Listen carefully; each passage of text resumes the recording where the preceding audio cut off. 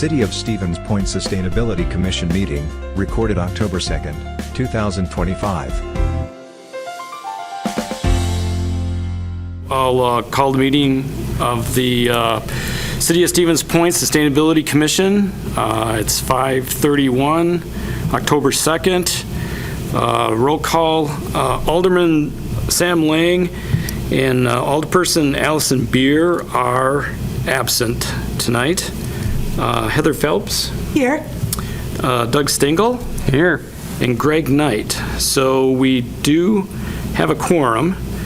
And I haven't heard from Robert Mitch, so he didn't tell me he wasn't coming, so I don't know if he's coming late or what, but we do have enough for a quorum.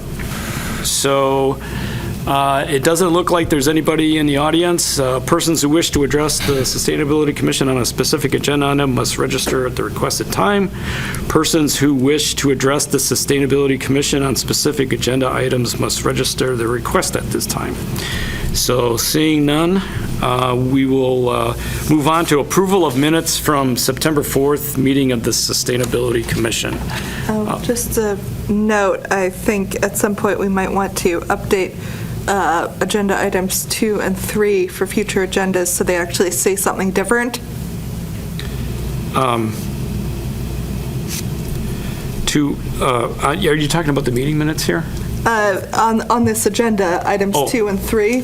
I think one of them is supposed to be on specific agenda items, and I think the other one is supposed to be on other non-agenda items.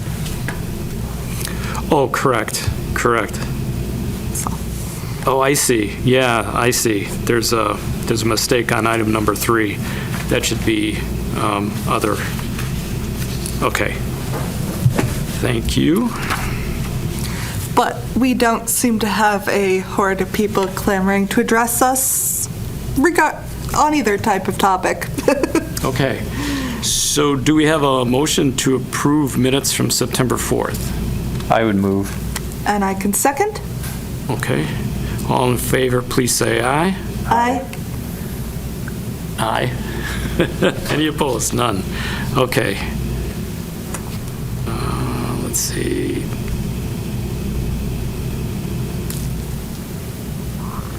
Okay, so then that brings us to the presentation by Dennis Zvara and the Assistant Fire Department Chief Zvara and Police Chief Robert Kussow. Yes, well, first of all, thank you for having myself and Dennis here. We definitely appreciate it.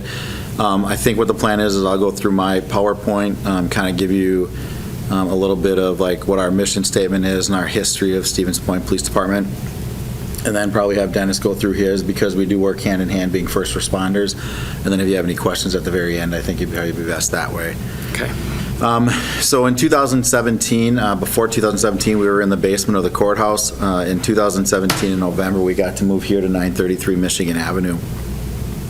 Our mission, obviously, is to work professionally as a team to promote public safety and to enhance the quality of life in our community through innovative policing and community partnerships. And our core values are integrity, respect, and professionalism. The organization of the department has changed over the years, and this is what it is now. We have a total members of 52 and a half total members. That's not including all of our civilian employees. But we do have the chief. We have 2 assistant chiefs. We have 7 lieutenants. The 7 lieutenants, we have 4 on patrol. We have an admin lieutenant. We have operations lieutenant, and we have a detective lieutenant as well. We have 5 sergeants. 4 of those sergeants are underneath the patrol lieutenants, and we have 1 sergeant in the investigation bureau that's under the investigation bureau's lieutenant. We also have lead officers here. We have 4 of them, 1 on each of the shifts for patrol. A lead officer is an assignment. They write a letter of interest every single year. If they're interested, we will put them in that role. It gets them some experience to move up in the department to a sergeant or a lieutenant, gives them a little bit of experience of leadership. We have 3 school resource officers here. We have them in both junior highs and the high school, and the school district does pay half of their wages, and the city pays the other half. We have 5 detectives. We have 2 narcotics detectives. We have a detective that specializes in sensitive crimes. We have a general detective, and we have a detective that specializes in white-collar crimes. We have a crisis intervention officer here. That was something that we implemented around 2018. Crisis intervention officer is also our veterans liaison for veterans in distress. He also is the person that is dealing with a lot of the unhoused and individuals that have mental health issues. We have 1 court and vehicle officer. We have 18 patrol officers. We have 1 Records Bureau supervisor, and then we have 3 administrative assistants. And right now, we do have 1 full-time community service officer who does parking and collects bicycles and helps us out with traffic control and crossing guard duties when we need to. And we have 1 part-time that works in the evenings from 2 o'clock until 6 o'clock in the morning, and they have to put in 20 hours, and they can choose what works best for their schedule because that's a horrific shift. So we do have 3 canines. We have 2 dual-purpose canines. And we do have 1 therapy canine, Willow. We ended up getting Willow a couple years ago. She's been tremendous for the department and really has helped a lot of victims disclose what's happened to them. As of right now, we have 4 crossing guards. We have 12 auxiliary police officers. The auxiliary officers are individuals that either are from the community that want to just participate and be part of the community, or it may be individuals who are interested in law enforcement. And they work as our eyes and our ears. So you'll see them over at Riverfront Rendezvous. They carry a radio. They are certified in their pepper spray. But they will act, and they do traffic control for a lot of major events for us. It really helps us out tremendously, especially at events where we don't have to assign an officer to that. And they have direct communication with our officers that are working patrol as well. And the chaplain program, which has been a huge success, and that's actually the Portage County Chaplains Program. It did start here, and we work with the fire department very closely on this as well. Obviously, both of our jobs, we see terrible, terrible things, or may have to notify a family of a terrible thing. And we started the chaplains program for 2 reasons. One is to help us tell an individual that something terrible has happened to them or somebody in their family, and they can help them through that grieving process. It also is to help us, because some of the things that we see, both of us, is something that you don't wish anybody to see, and sometimes you just need somebody to talk to and to kind of get that out. And so they actually come and they help us as well through the process. Total cost for service on the average is about $14,000 per year. That is anything that we use a case number for, so it's not including traffic stops. So obviously that number would skyrocket if we added those. But our top calls, which shouldn't be surprising, welfare checks, that has gone way up. I believe we're probably at about 600 so far this year. And a welfare check can be anything to a suicidal individual. It could be somebody that we got a call that they're walking down the side of the road and talking to themselves. It's a lot of different things, and those are the scary ones because you're not exactly sure what you're getting into. Every one of our officers are trained in crisis intervention, so learning how to de-escalate individuals that have a mental health issue, and so that's helped us tremendously. Disturbances, suspicious persons, property crimes, threats, and harassment. So, I'm sorry, excuse me, I noticed one thing, you don't have dispatch? Is that all through the county? That is through the county. Okay. We used to have dispatch, and it was very hard to staff that as the city, and it was expensive. So we ended up transferring that over to the county, and now they're having the same issues of staffing. But yeah, the county does all of our dispatching. The dispatch center is set up in 2 different areas. It's in the same area, but they're separated. The county's on one side, the city's on the other. So they're still in communication if we need to respond as mutual aid. But 2 dispatchers will assist the city all day and all night, and then 2 will assist the county. Gotcha. Thank you. Yep. Specialized areas for our department, we do have a special weapons and tactical team. Again, people know it as a SWAT team. A couple years ago, the Plover Police Department did not have an opportunity to have a SWAT team, and they're not a big enough organization, so they reached out to us and said, hey, listen, we have some individuals that are really interested. Do you think that we could do a joint team? We said absolutely, and so we do have a joint team with Plover. We have 14 individuals that are on that team. We also have a SWAT team negotiator team as well. That's made up of our negotiators and the county's negotiators. It's all one team. We do have Honor Guard that responds to funerals. They will lead parades and so on and so forth. We have our canines. Firearms instructors we have bike patrol, we have drone pilots, we have field training officers, emergency vehicle operations instructors, drug recognition experts, project lifesavers. We have several armorers, defense and arrest tactics instructors, taser instructors, standardized field sobriety test instructors, and peer support team. The reason we have so many instructors here is because what we were finding out is when you actually send people to training, besides all the gas usage and the wear and tear on the vehicles that they have to take, it's expensive. And so now that we've got individuals here at the PD that are actually instructor certified, we can actually have them go through it here. We don't have to buy them breakfast or lunch or supper. They're not traveling in the vehicles. They're actually remaining here on site. And so that helps us a lot to save some money. Our fleet is made up of 12 patrol vehicles. That's 2 unmarks and 2 canines as well.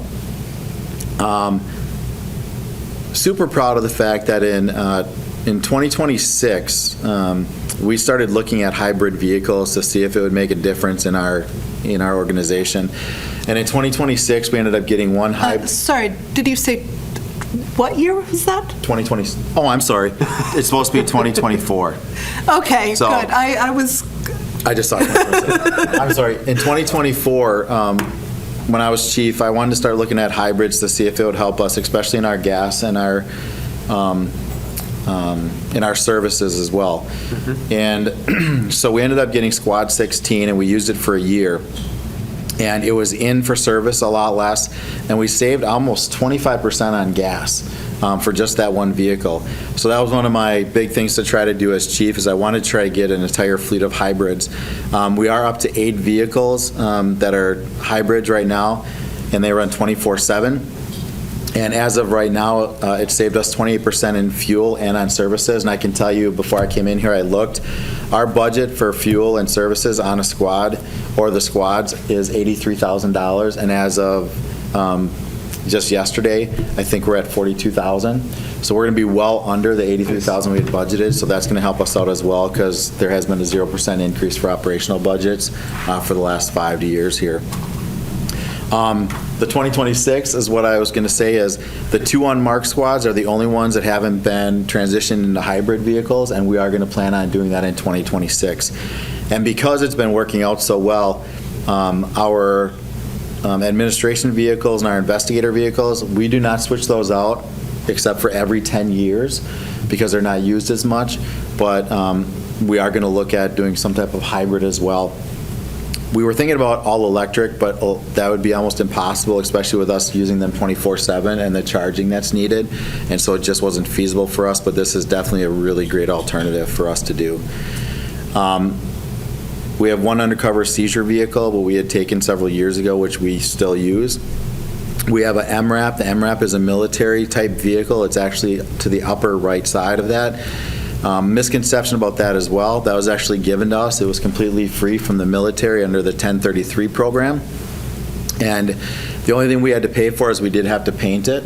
We could not leave it the desert color to make it less militaristic, which it still looks military. But we've used that on several occasions where we've had barricaded individuals with weapons and firearms. We were able to get up an individual that was actually shot. We were able to get up to the house to get them out, save their life. We've also used it in flooding. Plover ended up having some flooding issues, and we actually took that vehicle because it's probably about 5 foot off the ground, and we're able to go and actually get individuals from their houses and get them to safety as well. Facility updates. When we moved here in 2017, I reached out to Focus on Energy and then Tweet Garrett, and I really wanted them to kind of take a look at what we've got here in this building. And our deficiencies at that time, which obviously have continued, is our RTU units, which are called rooftop units. They're very expensive to replace, and ours are not efficient at all here because they are so old. And so we've been working with Tweet Garrett. We did one changeover that's a lot more efficient this year, and then for capital for next year, we're doing another unit RTU unit number 2. We're going to be replacing in 2026. It's already been approved, and hopefully it'll be approved by council. But obviously, they're a lot more energy efficient now than what they were back in probably the 70s when they were put up there. The other thing is we've worked on replacing every single one of our light bulbs with LEDs, again, with focus on energy rebates and working with them very closely. We're almost at probably about 80% of this building being LEDs now as well. We ended up putting sensors in various rooms throughout the department. So even if you come in here, I don't know if the lights were off, but when you walk into the building, if nobody's been in here a while, the lights will turn on. Obviously, there's a lot of light bulbs here, a lot of electricity being used. So we put those around the entire department. So if there's no movement in the building or if people are outside, those lights eventually will turn off. And then Focus on Energy really told us that one of the really deficient items we have in this building are all the windows. So I asked for $100,000 for next year to replace all the windows to make it more energy efficient, but with budgets being tight, I was not granted that. But they did tell me, hey, listen, I need you to look at the worst windows here at the department, which the worst windows are the wood windows that are located between this north wing and the south wing, and there's 14 of them. And so we're requesting that those 14 be replaced, and the comptroller had gotten back to me and said we are going to put in there $42,000 to replace those 14 windows. So again, it's another efficiency thing, and in the next several years, hopefully we'll work on getting all the rest of them up to date and energy efficient as well. The other efforts that we've done here, we do drones for searches. They are battery powered. It helps us tremendously because if we have an individual that's lost, we can start with the drones instead of calling all the individuals in. It saves us on overtime. It saves us on a lot of things, bringing the vehicles up there and calling mutual aid. We went online scheduling. Believe it or not, we did not have online scheduling 2 years ago. Everything was paper related, and individuals had to drive here in order to, if they wanted a day off, they could put it in 32 days ahead of time. People would be here at midnight in their own vehicles to get that into the piece of paper. We looked at it, and we ended up going into online scheduling, which has been a tremendous asset to us, eliminating all the paper and all that other stuff, and people can do it from home. Evidence collection are all electronic, eliminating burning DVDs. We have smartphones in the vehicle. Smartphones in the vehicle can actually take pictures of all the evidence, and it automatically uploads it to evidence.com. So we got rid of that paper trail. We don't have to upload any of the videos to DVD to send to Discovery or to the district attorney's office anymore, and that's been only the last 2 years as well. What we do is we give them a link to our evidence.com. Once they open that link, all of that evidence will be given to them, and then it closes automatically so they can't actually open it up again. But again, it got rid of all of our DVDs, it got rid of all of our paper and everything else. The digital processing I kind of went over. Again, the training, we host a lot of training here at the department. We have a really nice training facility here in one of the rooms, and someday stop on by, I'll definitely give you a tour. But we ended up making that room into a virtual classroom that's got a camera that turns on, and so if somebody's instructing, it'll lock onto that instructor and it'll follow them around the room. And we did that because there's a lot of classes like LPO, leaders in police organizations, that you cannot miss a class, and it's a 3-week course. And so if you're sick and you miss that class, you have to retake it. So we went virtual because if they do call in sick, they can log on then and they can actually attend class virtually.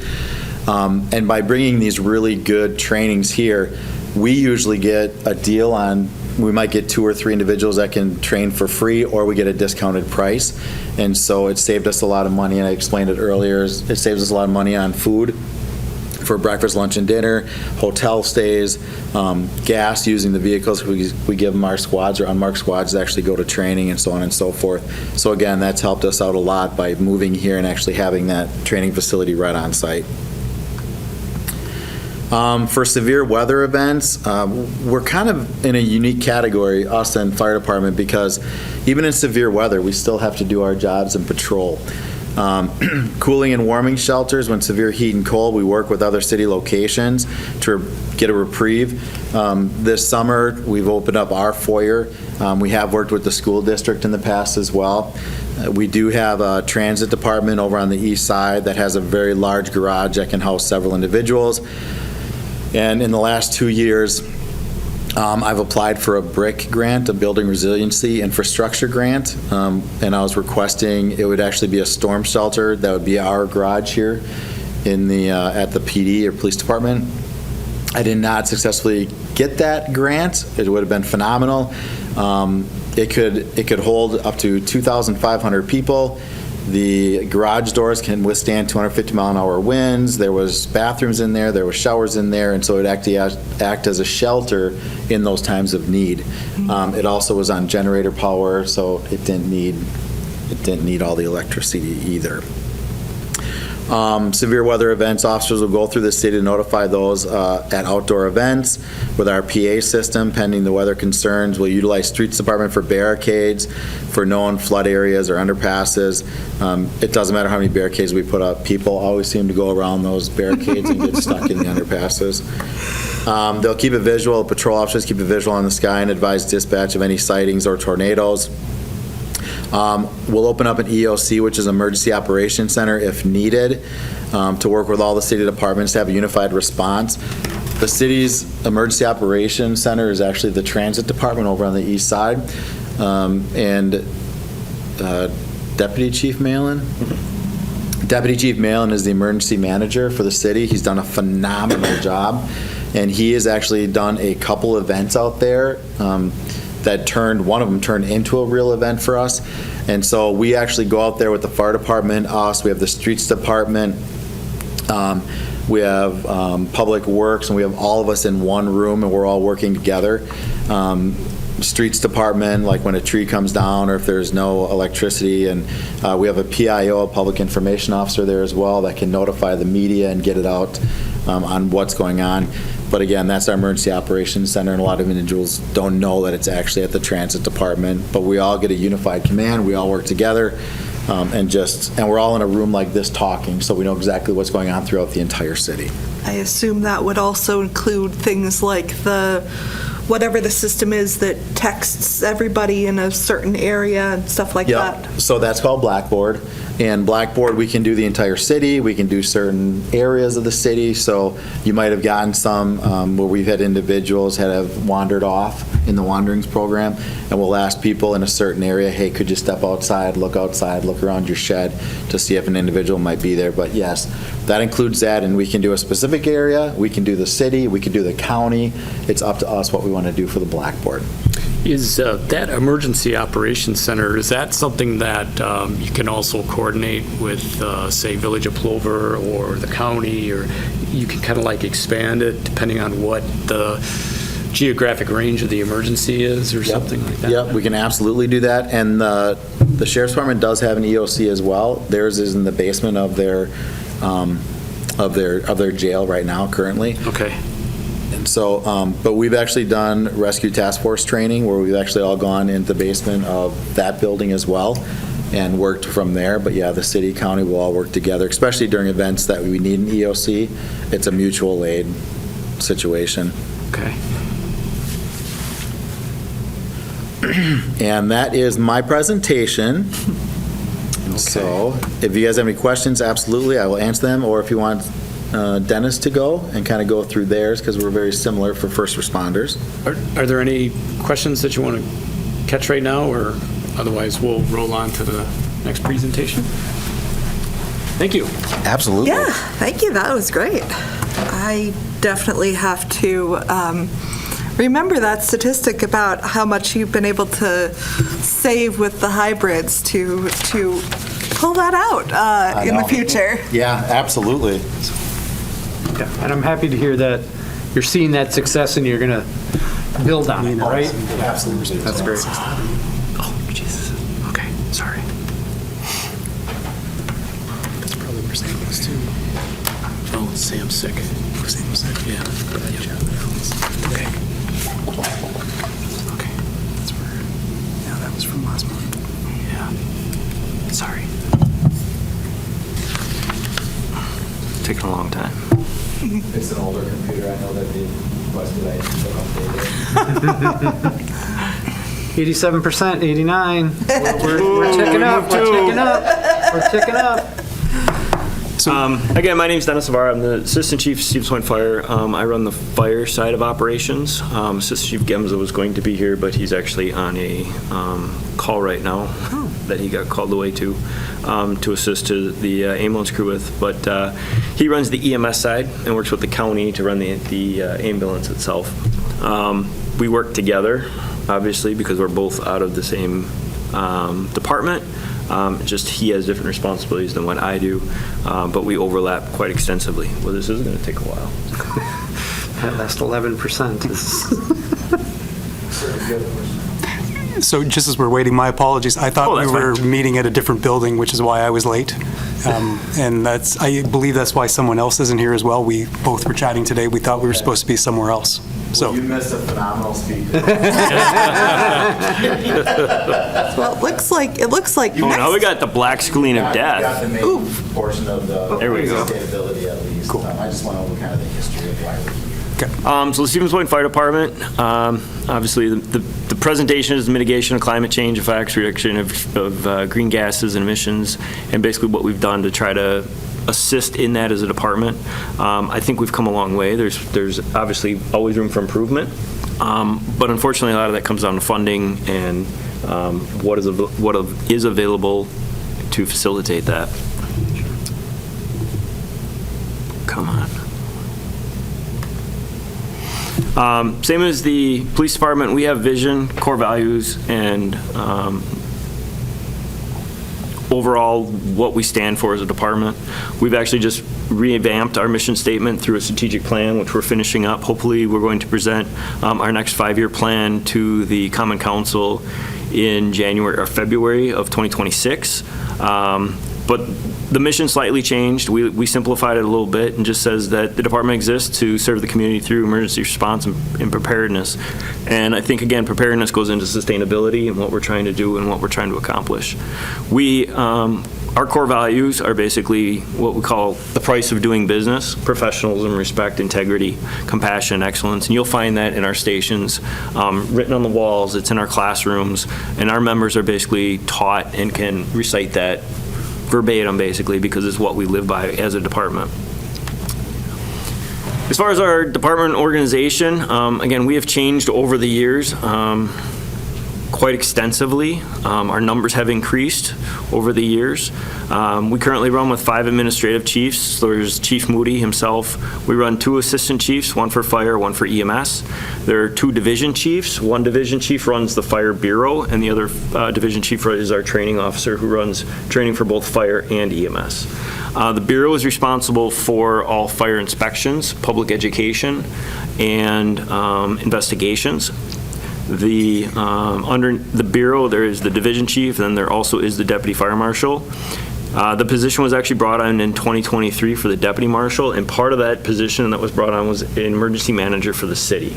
Prior to that, the city did have a department head who was holding that position, but because of the time that it consumes, they just weren't allowed to facilitate what needed to be done in order to truly make it an emergency management position. The fire department kind of took this on as a trial to see where it goes, and I think it has worked out phenomenally for not only our department but the city as a whole. I think it's benefited greatly because of it. And who is the emergency manager? It's going to be Deputy Fire Marshal Emergency Manager Justin Malin. We currently then, in the org chart, after you get through the management staff, we do have an administrative assistant who basically works out of the front office. She does all the payroll, is the administrative director directly to the chief, and then will assist in any other admin staff that's needed. And then we run 3 crews. So we have a red crew, a blue crew, and a green crew.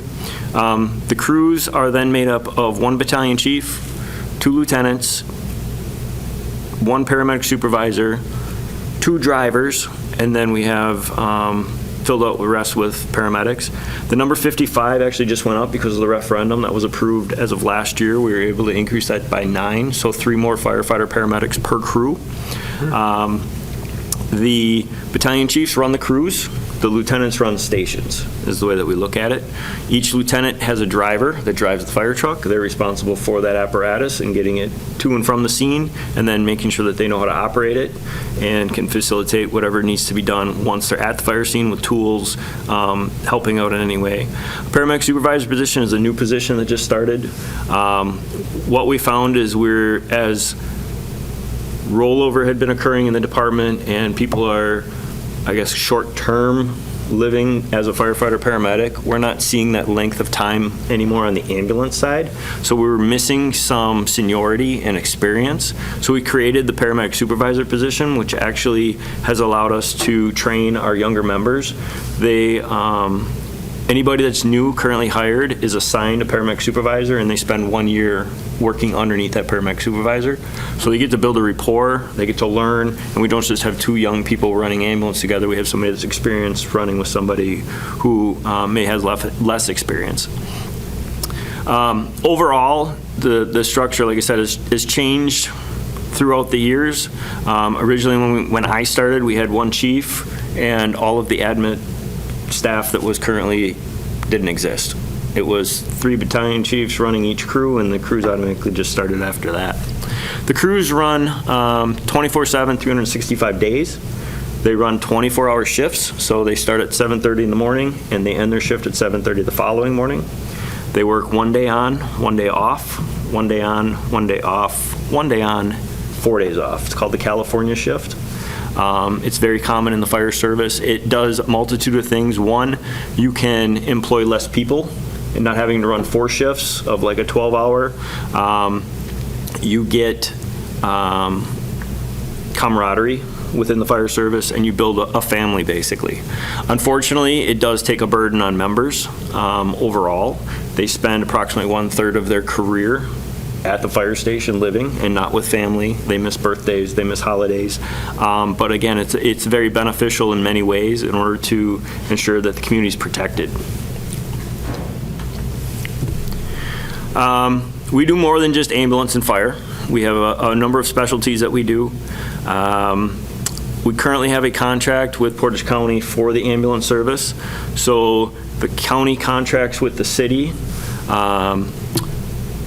Through that contract, personnel, equipment is purchased, and then we're able to provide the service of EMS coverage. We don't just cover the city for ambulance, we cover, overall, we are responsible for the entire county because it is a countywide system.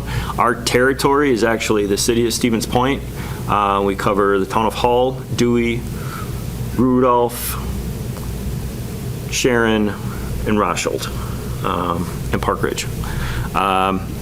We kind of have that northwestern area, of the county that we're responsible for. There are 2 other ambulance services then in the county, one out of Plover and one out of Amherst.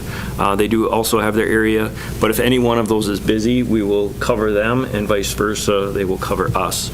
We provide 5 ambulances and can put all 5 ambulances on the road. We staff 2 of those 24/7, 365 with paramedics, and then as a 3rd or a 4th ambulance goes out, we take personnel off the fire apparatus, shut that fire apparatus down, and we'll run ambulance calls. And then we rely on mutual aid throughout the rest of the county in order to cover for fire. With fire suppression, we also do investigation. We have an investigation team made up currently of 12 members. We found out that we weren't qualified enough to facilitate doing an investigation without the help of the police department, so we've entered in an MOU with the police department that we now form a group. They have law enforcement experience, they have arresting powers. We know fire and know fire behavior, so we can investigate origin and cause, and then they can look into the actual investigation side if there's a crime committed. We've taken that one step further and not only worked with the city, but because we cover Park Ridge, we had to work with the county, so we have an MOU with the Sheriff's Department, and because we cover Park Ridge, or the university, we also have an MOU with the University Police Department as well. So we have 3 MOUs working, and it's worked out very well for us. We currently have a case, an arson case that will probably end up going to trial next year that we've basically been involved with. As far as special operations, we're unique in the fact that we do all of these special operations. Most fire departments will only do 1 or 2. So we provide rope rescue, confined space, trench, collapse, swift and ice water, and along with vehicle extrication. Now, that is a lot of technical specialties for a department to maintain and do. All our members are trained in doing it. We don't just have some members that can do it. Everybody basically does what they're supposed to do. They either take the boat on the river and work with the boat, or they will do high-angle rescue training, confined space training. As far as trench, that would be for a trench collapse. If a contractor was working a trench and there was a collapse, we would be called. We are actually one of the largest trench collapse teams in central Wisconsin. The next closest is Appleton, and then Milwaukee, Madison, and all the way up to Superior and Eau Claire. So we are very unique that way. Again, fire prevention is done out of the Prevention Bureau. Last year alone, we did 1,878 fire inspections. That's all commercial buildings within the city. Of that, they had 1,028 fire code violations were found. And currently now they're doing that with 2 individuals. We actually issued 5 citations and 2 stop work orders that actually shut down businesses and were not able to allow to continue working due to safety violations.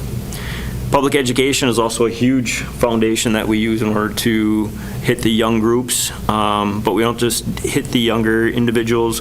We try to push the career in the high schools, and then we also reach out to the university and we'll do things for the elderly as well through the Lincoln Center. We have great relationships with CAP Services, and we'll utilize those to maintain public education. But last year, again, we did 114 speaking engagements, which again is quite a bit. When you look at our run volume, it's hard to see the number, but last year in 2024, we had 5,559 runs. That breaks down basically to, I got notes here. On the EMS side, we ran 4,018 calls, and on the fire side, we had 1,227. Currently, we're on a 6% increase from last year already on the fire, as far as fire runs, and 10% increase on the ambulance side as far as the ambulance runs. So the numbers continually keep rising. Where you do see the dips is where other ambulance services have come into play, such as Amherst or Plover. They ended up taking some of the runs from the village of Plover or the village of Amherst, and but again, you can see that the graph is slowly inclining again, and will continue to keep climbing. The 10% average has been an average for ambulance for the most part. The fire seems to dip and wave depending. We've seen it as high as a 25% increase and as low as a 3% increase depending from year to year. We run out of 2 stations. So Station 1 is on Franklin Street. It was built in 1969. It's the oldest station that we currently have within the department. Originally, it was the only station. And then in 1983, Station 2 was built. Station 1 currently houses a frontline fire truck with a ladder, a frontline ambulance, and all of our water rescue and all of our management staff are out of Station 1. Station 2 runs a fire engine and an ambulance, and then each station has a backup ambulance that will also cover if need be, and then we also have backup fire apparatus. We have 1 backup fire truck at Station 1 and 1 at Station 2. New as of recent was the training site, which we've been slowly working on upgrading. In 2024, our burn center went in. The burn center is a 3-story burn complex. It has the ability to do burning on the lower level along with the second level. It has a training tower on there for ropes and confined space if need be. There's a maze that's built in for SCBA, or self-contained breathing apparatus, confidence course.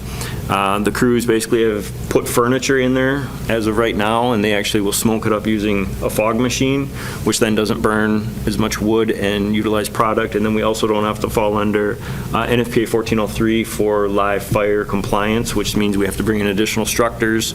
Costs a little bit because it does run on plywood to facilitate the burns, and they're able to use the theater smoke, which works out very well. We have currently an agreement with the Department of Criminal Investigation and the State Fire Marshal's Office. They just held their 2-week fire investigator course out there, which has been great. I think it's the 6th year now that they've been running that course out there. They bring in law enforcement and firefighters from throughout the state. The 2-week course then is Pro Board certified, and you are certified through the state of Wisconsin, and then you have to re-up every 5 years. As far as apparatus, we run currently 8 command vehicles, 5 fire apparatus, the 5 ambulances I discussed, 1 utility pickup, and we moved kind of to a trailer concept. And what that trailer concept has done is taken away from motorized vehicles that we have to keep in our fleet. So our trailers are basically a small utility trailer for just moving products back and forth between stations or the training grounds. We have a 14-foot investigation trailer, which houses all of our investigation equipment, evidence cans, tools for debris removal. We have a 28-foot water rescue trailer. The inside the trailer is actually a Zodiac with a 25-horse motor on it that's on a dolly that we can basically move wherever we need to. We don't necessarily need a boat landing in order to deploy that. And even if the ground is unstable, we can use 4 people and pick up the boat and actually deploy it through manual. The next trailer we have is a 33-foot trailer that has all of our trench and collapse. It's a very large trailer, but has a lot of equipment on it for that technical rescue. And then the last one we have is a small trailer. We call it the foam trailer. It has Class B foam on it, and that's for the airport. So any crash that would happen at the airport or anything on the interstate that would involve any flammable or combustible materials where that fire is very difficult to put out, we can use the Class B foam in order to extinguish the fire. Facility updates. Station 1 just received an HVAC and boiler system update at almost $500,000. We found that the building was very inefficient, and we were pulling in fumes from the apparatus floor into our living quarters, oh, unfortunately, due to pressure differences. So we have fixed that. We ended up getting a new parking lot at Station 1, which by city statute we had to increase the green space. So we've done that. It's made it a little hard on parking, but we're managing. Station 2 just received a new steel roof as of last year. Prior to that was shingles. And as a steel roof basically has longevity, and due to this reflectiveness actually reduces heat in the summertime. So it is assisting in energy efficiency. Both stations ended up getting light motion sensor and the LED upgrades through rebates. And then, as of the lesser, we've really leaned on technology as well. So just using Teams even. When we used to have training, Station 2 would move up to Station 1. That's mileage on apparatus. That's time wasted. So we've moved to the Teams concept. We're able to basically use cameras, fire that up, and talk to each other, hold presentations that way, and it's made it much more easier to move. But the one truck we have gets 4 miles to the gallon, unfortunately. It is a 76,000-pound apparatus. So the wear and tear on just the vehicle itself, moving back and forth when it doesn't need to. As far as our command vehicles, we also looked at that. Before we were running the police interceptors as command vehicles. We've had to change our concept in the fact that we now run duty chiefs once a week, so all of the command staff take a week long that they're actually on duty after hours and will respond, and because of that we are now carrying more equipment. So we moved to the pickup trucks. With that though, we worked with the city garage and realized that there's no need to have a V8 in a pickup truck, so we actually went with the 3.5s in the Fords, which we're getting almost 30 miles to the gallon based on that, utilization of that vehicle. Again, the trailer concept, like I discussed. When we look at our equipment, one of the biggest things that we've done is move to battery-powered tools. We still have gas-operated tools because some of the power equipment on batteries just hasn't gotten there yet. We still need the power that a chainsaw has to get through the shingles of a roof during a fire or the K-12 saws. But all of our lights, we've moved to LED lighting and using the Milwaukee LED lights with batteries. We've moved to all of our sawzalls, drills, our positive pressure fans, which we use to exhaust smoke out of structures now. We originally started with gas. We went to plug-in, and ran a generator that was on the apparatus itself, and now we've strictly gone to battery. We no longer purchase apparatus with generators anymore, so we've eliminated that generator completely off the apparatus, which has actually decreased the cost in what those vehicles are running now. And it's just been a game changer, basically running batteries. All of our extrication tools are now run on batteries. So before they ran on a hydraulic generator, which was gas operated. So we've really eliminated the maintenance on gas operated equipment and just the overall use of them. Our inspection bureau has been a game changer for us, having 2 people running out of that. Years ago, the crews used to go out and do inspections, and because the crews have to stay together for continuity in order to respond to a call, we were taking a large fire apparatus and going out and doing fire inspections. Now they basically, we have 2 individuals that do in the inspections throughout the city. They use a regular car in order to do that. We've actually had conversations about either a hybrid for them or what else we can do. We're still in the transition phase of moving pickup trucks through as well. We currently have 4 new ones. So we still have some to replace, but they're just not ready yet to hit that point and be updated. And then lastly, the city manager, as Chief Kussow had addressed, Malin came on in 2023, and these are just some of the things that he's done since then. He basically coordinates with department heads if there's an emergency within the city, and the city has found that this was what we were lacking. We were relying on the county EM in order to provide services that were needed. He has a direct tie now with county EM and can work with him in conjunction to get the things that we need. Unfortunately, as a city, because the county has an EM, we can't require resources from the state, but he can work with the county EM in order to get resources immediately.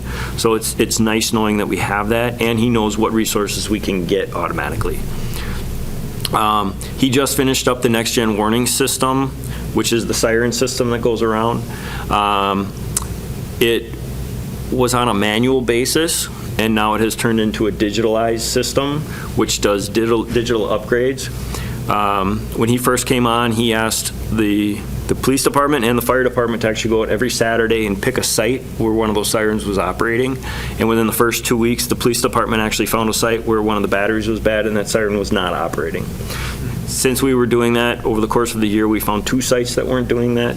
And this new next gen basically finds an issue with the siren immediately and reports that out, and then they can get service to those warning systems, so we don't have to worry about a system not functioning. In 2024, we held a citywide emergency operations center training where all of the department heads were part of to see what that actually looks like. It was held at Transit. It was a very productive day because we pulled a lot out of it.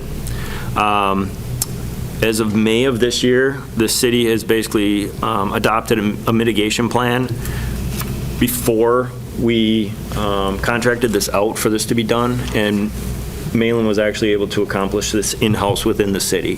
So it saved 1, a cost, and then 2, we were able to build the plan the way that we wanted as a city. YCAM is a card system for accountability for large-scale operations. It's heavily used by law enforcement and by the fire services across the entire state. He was able to bring all city employees on with that, along with city officials. And so if there's a large scale, we have an accountability system to see who's basically reporting to where, and we can pull that system up at any point in time and utilize it because it is electronic. And then lastly, as Chief Kussow has addressed, he's built relations, and that's the big one. He now has relations with Portage County Emergency Management, and University also has an emergency manager, and they have devised backup plans so that if our EOC is not available, we can immediately call up the county and use theirs, or we can also use the university. And he's also built relations that in other situations, it's somebody else to rely on. He actually, the university, the last election, there was an issue with a power outage at the university. He was able to assist and help the university get that back up. We were able to get them a generator. They were able to get that ballot box up and working so they could continue voting. Lastly, the one thing he just actually accomplished was the Alert Center sign-up, which is on the city's website. Through that process, you can get alerts then, weather alerts, things will go to your phone that basically, hey, this is what's happening, and he just upgraded that to the alert specific in order to make it easier for people in the community to be informed. Again, when we talk about future concepts, it all comes down to money. We have looked at electric vehicles. There are electric fire trucks out there. Current cost on an electric fire truck is double what an actual regular fire apparatus is. We've been watching Madison, because Madison has been using electric fire trucks quite heavily. They've had issues with the batteries and had to replace those. Somewhere around $300,000 to $350,000 is the cost of one battery pack, and a fire truck has 2 of those. So, and they're not warranted, or if they are, they're only warranted for 5 to 10 years. Fire trucks typically for us are on a 20-year plan. So, and they are not solely electric. They still have to have a diesel motor or a power generated motor in order to run the fire pump, because if something were to happen, we still have to have that. Solar panels is also something that we have greatly considered. A lot of our command vehicles sit outside, so it would be nice if we could park underneath solar panels, as we have seen in down south, Arizona, those areas there. Also at Station 1, the rooftop up there would be a phenomenal area to basically place solar panels. Again, it just comes down to trying to find the funding and what can be done. Station 2 has a lot of grass area out there, so utilizing some of that space to basically put the solar panels would be very ideal as well. When you talk about some of the specific areas that we have, like Chief Kussow again said, we respond most of the time when these events are happening. So we have to be proactive, but then we also are reactive to what those situations are. So in order to be proactive, all our members are Swiftwater trained. The bottom left picture there, you can see basically that we are on the Wisconsin River. That was some training that was done. That's our RDC. It's inflatable. And then all the members basically are, there's a high line there. They're working with the high line in order to move across. We have Swiftwater suits that are dry suits, and they learn how to deal with this type of environment. We are seeing this quite frequently in the springtime when the water and the ice starts letting loose, and depending on the conditions of the dam. The upper right is actually the last flooding that just occurred within the city. When the underpasses flood out, we have to redirect our districts and how we respond. So typically, to give you an example, Station 1 covers the entire south side area of the city, Church Street all the way down to the train tracks. Station 2 now covers that, so they don't have to worry about going underneath that underpass. Our fire trucks do not like water, unfortunately. The air filter system on those trucks is very low, so any water that's over a foot in height can actually screw up the trucks and they stop running. And lastly is the picture from Buchholz. They're just working with the boat out on a day of training. That's kind of how we deal with flooding currently.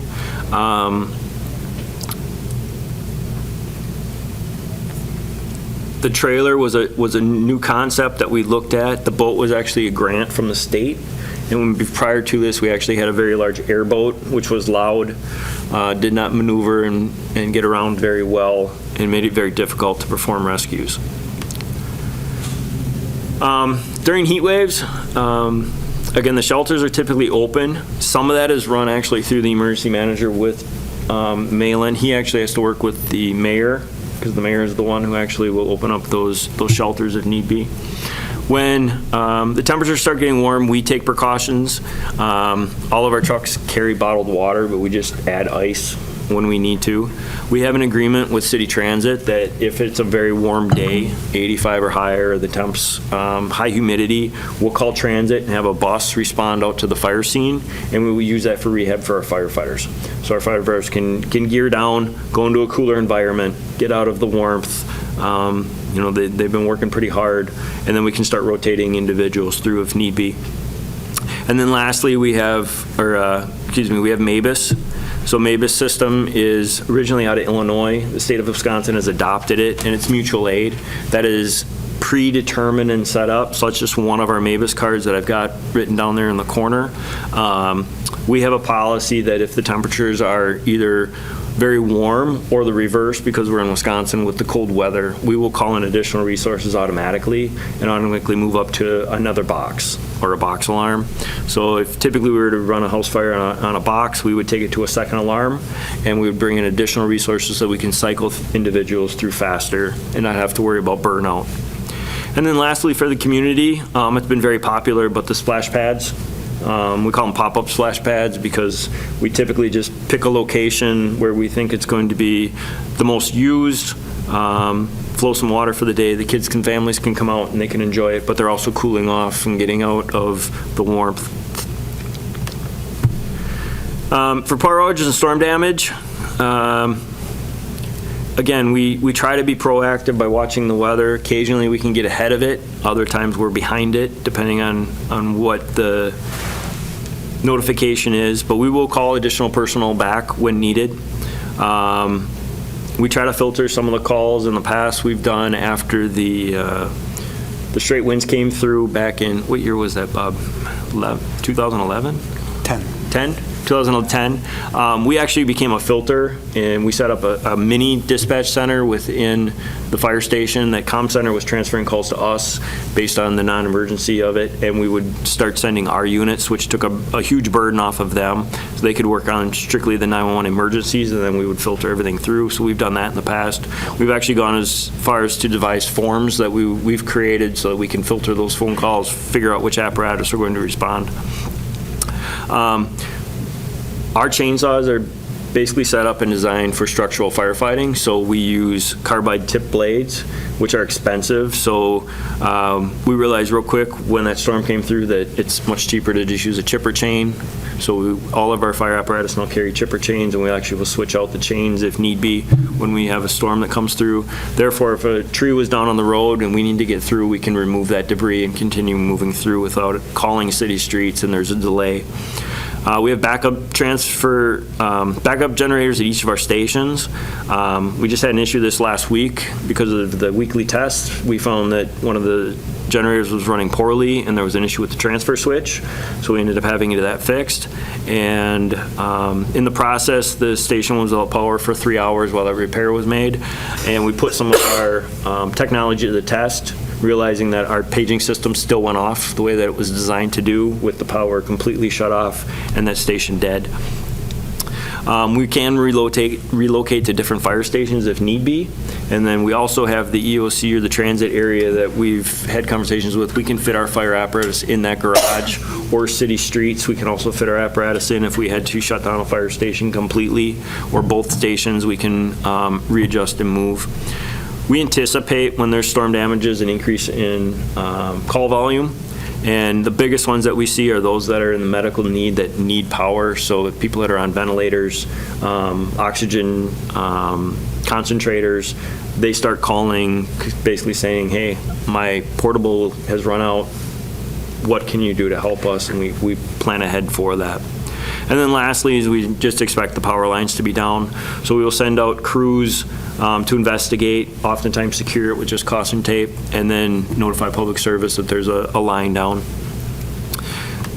The one storm in 28, I think we had over 30 power lines that we investigated in a 2-hour period. Oh, wow. So it was, yeah, quite a burden on the system.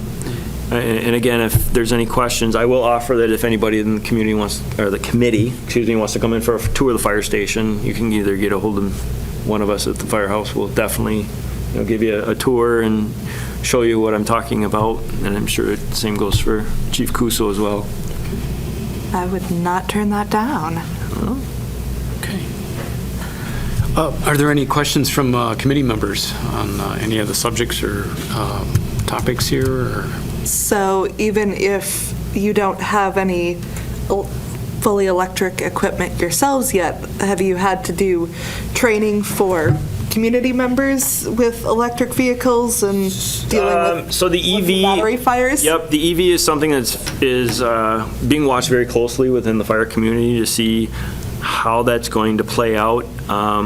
The reporting for the the feds, basically, and how we report to, is actually redesigning their entire system as of January of 26. They will be reporting out, and a lot of their data that they're collecting now is EV-driven, which wasn't before. So they were missing out on the hoverboards that were starting on fire and the electric scooters that were starting on fire, weren't getting the proper data. So actually, on a federal level, we don't have the data to see where we're at with that right now. We're watching very closely how to extinguish electric fires. They burn very hot, very fast, and very long. And because of that, the thermal runaway on these can go anywhere from 6 to 8 hours plus. They take a very large amount of water to put out. And when I say water, we're talking the average car fire I can put out with 500 gallons. We're talking now 20 to 30,000 gallons of water. And when you look at an interstate, I don't have a fire hydrant close by. I have to shuttle all of that in. It's risk versus benefit. Do I let the fire burn out and burn for 1 or 2 hours, shutting down commerce for that period of time, or do I try to extinguish the fire, which could take 6 to 8 hours with 30,000 gallons of water? A lot of resources in order to do that. So it's a lot of things we're watching. There are fire blankets that are out that there was actually a recent study done. Unfortunately, the blankets that cover the entire car capture gas underneath, and there has been gas explosions underneath the blanket because of the gases that have been put out. And then what do we do with the vehicle after it is burned out? So several of the tow companies in town actually have places for EV. They are sand pits that are away from everything else. We have policy that we will assist the tow company in getting the vehicle to their facility. So we actually, once they've loaded it up on a flatbed or tow truck, we will follow them with the fire truck to ensure that it hasn't flared up again. Over in Europe, they're actually doing portable tanks with cranes that they are dropping the car or vehicles into in order to submerge them. Again, resource intense in order to do that, and depending on the time that you have. So there are a lot of things that we're watching. The data is going to be very interesting once we start collecting over the next year or two on a national basis what that actually looks like, because again, we're just not being able to collect it right now. And then for the tow companies that we use that work for the city, like for towing vehicles from accidents, the ones that are in the city, we made it mandatory that they have a place for an EV vehicle. So they either have to have a retaining wall that protects it, or they have to have an open sandlot area in order to be even on our list. One of the other things that the Bureau has been doing as far as the investigation side, or not, inspection side, is watching very closely the dealerships, because they are selling EV cars and they're doing repairs on EV cars. They also have parameters that they must follow. So we do have several dealerships in town that had to put in a separate storage area for the batteries so that they are away from the complex, or they have a suppression system within the building that can try to curtail and at least handle the thermal runaway that would occur. But thermal runaway is basically when there's damage to the battery that causes the positive and negative neutrons to cross over. And once that thermal runaway starts taking off, the temperatures are, it's unfathomable, the temperatures that are being reached. Is that a concern with, there are more and more batteries, for small items like a laptop, but electric lawnmowers and power tools and all that kind of thing? I mean, have you seen like house fires, started by batteries or? Yep, we're starting to see a little bit of it. The biggest issue is the unregulated batteries. So the batteries that are coming off of Amazon that aren't from your major brands. I know they're made in, overseas. They're coming in the United States. They're not being regulated as well. They're not getting the testing that needs to be done. We're seeing some of that. We are seeing some of it with the main brands, but typically there's a recall either that already has been put in place. It's very rare that we're seeing even phones, and everybody's carrying a phone, that you would think there'd be a lot. We're not seeing it. So, but again, the data is not being collected to truly state what's going on. So this new system that the feds have put in through FEMA that we report to, and actually we're required to report to the state, and the state actually reports to the feds. So that's how they're doing it. And if we don't report, we don't receive 2% dues back or funding from the state. So there's a checks and balance to ensure. They have an entire section now on whether or not batteries were involved. Was it EV? The other thing we've been watching quite heavily is the charging stations now that are being put in throughout the city. One of the biggest ones that went in was the Shell gas station up by Festival. Those were Tesla chargers. But we're seeing quite frequently now, we're seeing chargers put in. The commercial ones are not so much the issue. What we're worried about is the residential, because are they being put in by somebody who's certified, or is it just the DIY individual trying to put these in? You're laughing, but. Yeah, no, I used to work doing that. Yep. I used to work for a solar company. We used to install chargers, and Yep. people would hear the price it would cost, and Yep. they didn't want to do that. They didn't want to hire a professional. Yeah, it's, even looking back at like the fire trucks, when we were watching Madison, what they were doing, they told us that it was $60,000 just to put the drop in order to charge their fire truck because of what they needed to put in Major system-wide. electrical upgrades, yeah. Yep. So there's just, again, cost to everything. The future is what it is, and we just keep adapting the best that we can. Okay. When you described through, like Madison with the electric fire truck and that sort of thing, thinking about the future is how quickly is that going to improve? Like costs coming down and the efficiency and that sort of thing? I don't know, because costs keep going up exponentially. We just bought, the last fire apparatus that we purchased was $960,000, and we spec we just asked, we're like, how much is this very same truck in electric? And they said 1.8. Madison has gone through 2 sets of batteries now on the one fire apparatus that they had, and in the end they said we could have bought 3 engines for the cost of what we've got in the one engine plus the batteries. And until they start warranting batteries, most of the things, unfortunately, we're seeing is proprietary to the manufacturers. And there's a lawsuit right now with the city of La Crosse, who has sued several fire manufacturers over cost price increases over the last 5 years. It's not going to go away, so I don't know where things are going to end up in the long run. So it sounds like there's still a lot of, technological innovation that's got to occur before you can really see that it makes sense to go that route. Yeah. Yep. It's probably technological innovation and scale. Yeah. Yep. Right? The more you're going to make, the cheaper they're going to become. Yeah. So True. it's kind of a chicken or an egg kind of thing too with that, right? It becomes cheaper the more people buy them. But it's so expensive, not as many people buy them. Yep.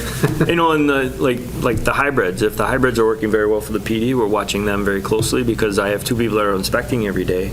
If they can use a hybrid, Yeah, and still, Any of and your still vehicles manage that what they can aren't do. the giant But again, it comes down apparatuses. to also, like, you can go, my pickup truck is full of equipment in the back right now, and that's a full-size bed. How do you carry all that equipment and still maintain what you need to do your job every day? Sure. So again, we're just kind of looking at how do you save costs in the long run. The training is huge too. We have instructors just like the police department does, so doing that training in-house has drastically saved us in the long run. Or sharing costs as well. We're bringing in another key speaker next spring that we're actually inviting other fire departments to as well.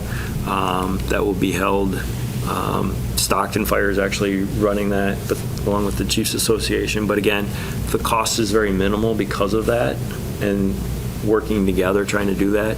Mid-State just had a class that was sponsored for one day. The cost of the class was $15 for an entire day of training, which typically would be, I've attended one-day trainings that were $150 for a day or $200 for a day. So the ability to work together, with communities is great too. question I have, you mentioned earlier about solar panels.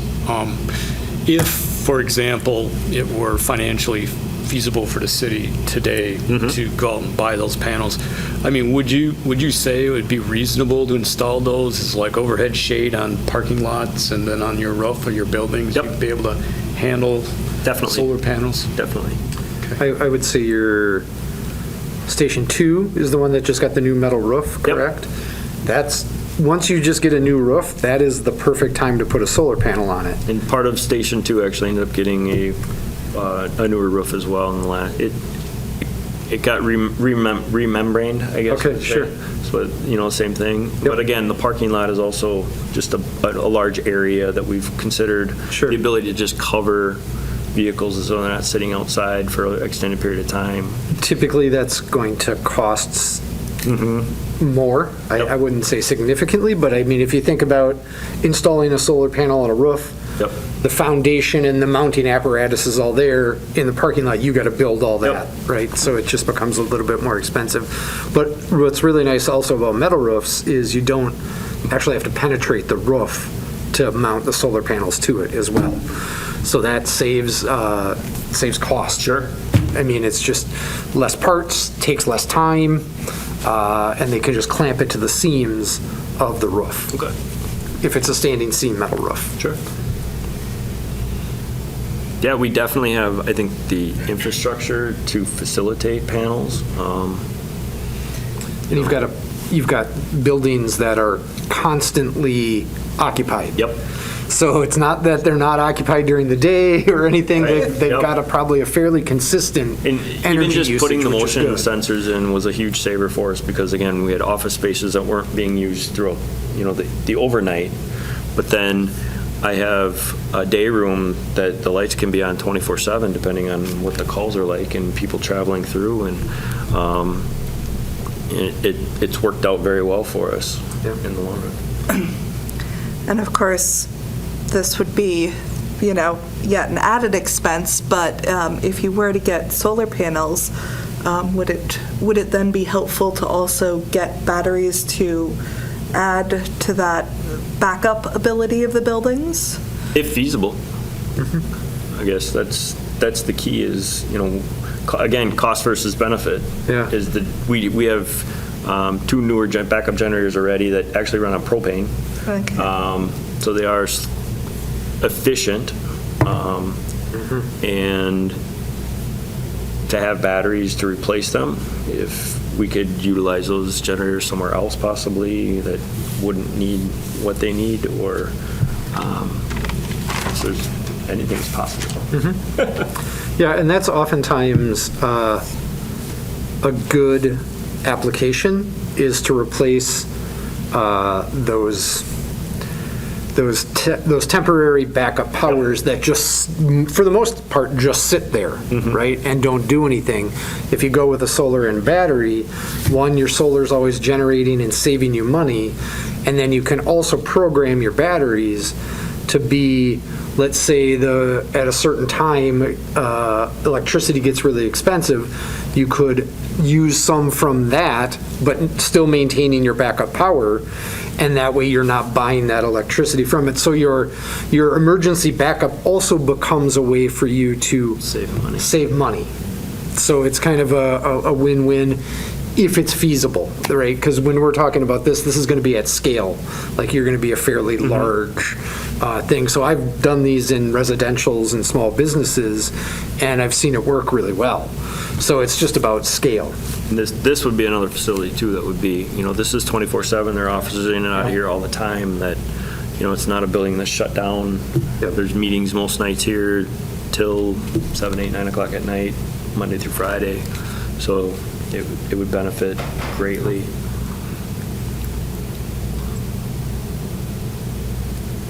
Okay, are there any more topics or questions? If not, I want to thank you guys for coming tonight. Excellent presentation, and Thank you. appreciate the discussion. Yeah, thank you. So that takes care of item number 2 on the agenda, and then item number 3, I did send out another update of the Sustainability Commission presentation calendar. November 6th, we have Dave Barbier of UWSP's Office of Sustainability. And then, it looks like that's actually going to be at a different address? no, I'm sorry, I'll need to update that. That's going to be here at Okay. Michigan Avenue.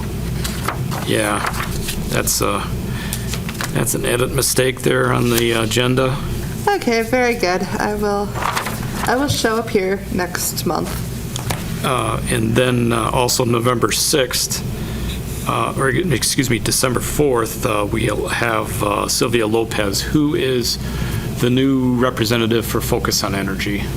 The person that previously worked with the city on that program has retired, and she is the new individual coming in. So it'll just kind of be an introduction and some of the things that we've talked about with the other city departments and stuff. I mean, that could be some of the good discussion. And I know she's been trying to meet with city personnel and, reestablish that relationship and hopefully do some more projects with Focus on Energy. Yeah, probably also good timing as they're looking at what their incentives will be starting in January of 2026, right? Yes. They change their incentive structures usually annually, but it might be biannually, so it's probably a good time if there's something new coming down the line that we could hear about and potentially find opportunities where it might work for us. Okay. Yeah, she's going to give us an update on where that program is at. Perfect. And then, how the city might benefit. And then in the new year, Heather has made some contacts with the city of Middleton, and we're going to set up a date when they can meet with us. This might be them meeting with us through a Zoom connection. I would be at this meeting location, but folks from the city of Middleton to discuss their experiences with sustainability planning. Yep, and to clarify, my mom has reached out to their committee, so I think it's maybe about one person who's actually city staff, and then a couple other people who are on their equivalent of this commission who have reached back and said that they would be happy to talk with us and share their insights and experience with how it's been going in Middleton. Okay. And thanks, Heather, for making that contact. And then I guess on the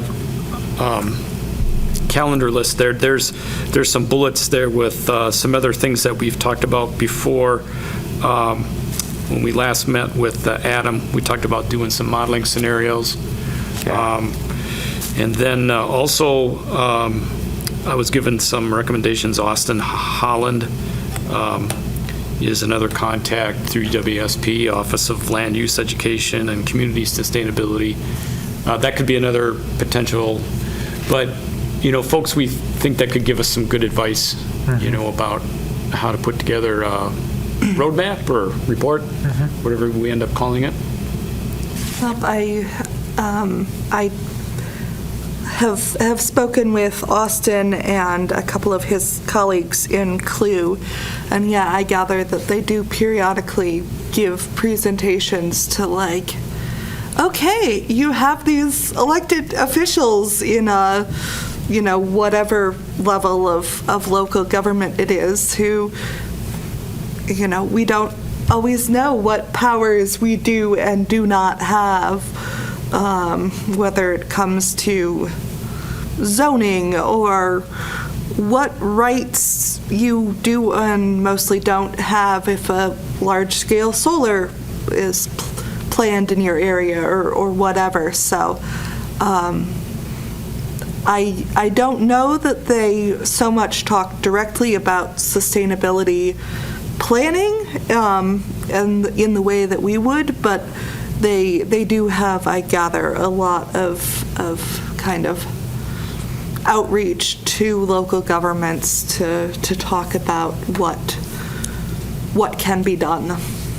Okay. Let's see.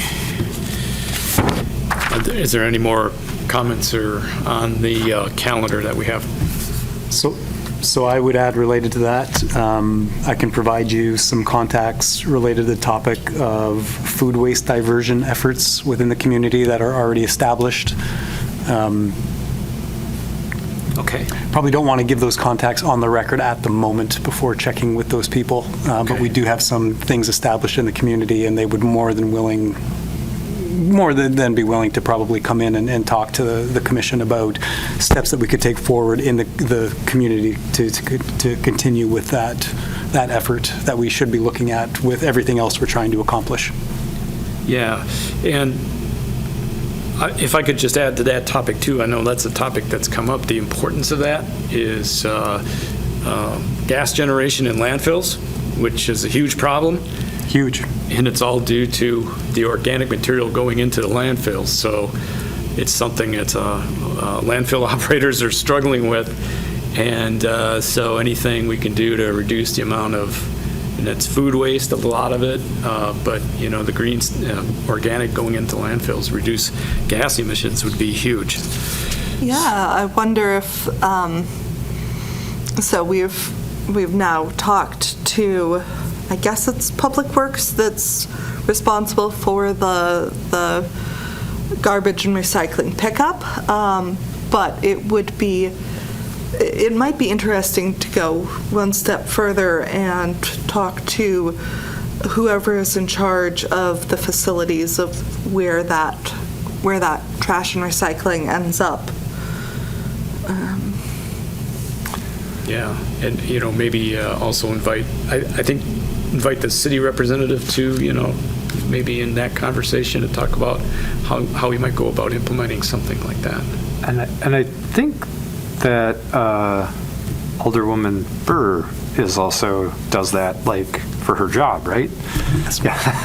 So she's good to have her expertise here on this commission. Excellent point. Okay. Anything else on the potential calendar or meeting topics? I think I might suggest at some point in the future, we probably want to hold one of our meetings just to recap everything that we've been seeing over the past year, and then the next probably half year going forward, just to, kind of figure out where we're going with everything that we've gathered. Excellent point. Okay. Agreed. Okay, and I would imagine that could be one meeting topic. I think there would be a lot of discussion there, so maybe that we should plan that as a meeting just on that topic. Yeah. Right. Okay. Anything else? Guess that's good for now. And then item number 4, that's just if there's any discussion now about Sustainability Commission goals, objectives, or the planning document itself. I think we kind of covered that a little bit, and you just mentioned that we should have a meeting specifically to review what we've done to date, sort of summarize that, some of the main points and things that we see out of that, and then discussing, okay, so where do we want to go from here? Who else do we need to talk to? What other information are we looking for? If that makes sense. Okay. So I will leave that at that. And then the next meeting, I do have the wrong address on there. We're not meeting at the wastewater treatment plant. We will be back here at this place.